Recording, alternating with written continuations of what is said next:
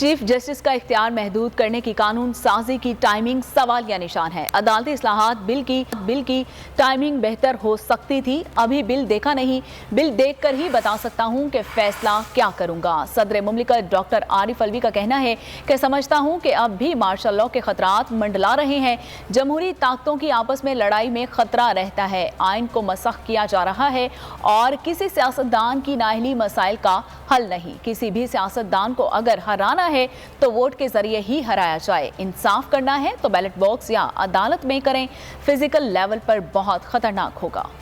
تو نظر آ رہا ہے سامنے لکھا ہوا ہے ظلم مٹنے کے لیے دو چیزوں سے مٹے گا بھائی۔ ایک عدل کی کرسی پہ جو لوگ بیٹھتے ہیں نا، وہ عدل کے حساب سے فیصلے کرنے لگے۔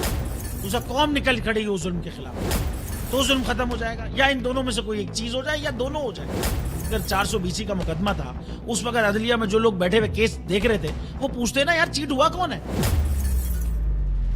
جب ان کو دکھتا کوئی چیٹ نہیں ہوا، کیس ختم کر دیتے۔ تو ظالم ظلم کر ہی نہیں پاتا۔ 9 ججز نے نوٹ بیفور کیا میرے کیس کو، یار 1.5 سال چلا۔ شخصی ضمانت کا کیس، سیم کیس اسلام آباد میں کر دیا۔ ایک ہی الزام پہ 2 کیس ہو نہیں سکتے بھائی۔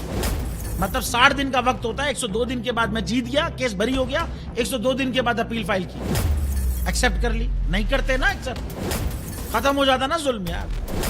بھری عدالت میں مجھے بری کر دیا، پھر پتہ نہیں کیا ہوا 2.5 گھنٹے بعد کا نوٹ بیفور، میں نہیں سنتا یہ کیس۔ کھڑے رہتے اپنے فیصلے پہ، مٹ جاتا ظلم۔ اللہ تعالیٰ نے بٹھایا ان کرسیوں پہ ان کو یار، یہ اللہ تعالیٰ کی طرف سے فیصلے کرنے ہیں۔ تو یا تو یہ فیصلے آئیں گے، ظلم مٹ جائے گا، یا قوم کھڑی ہو جائے گی ظلم کے خلاف۔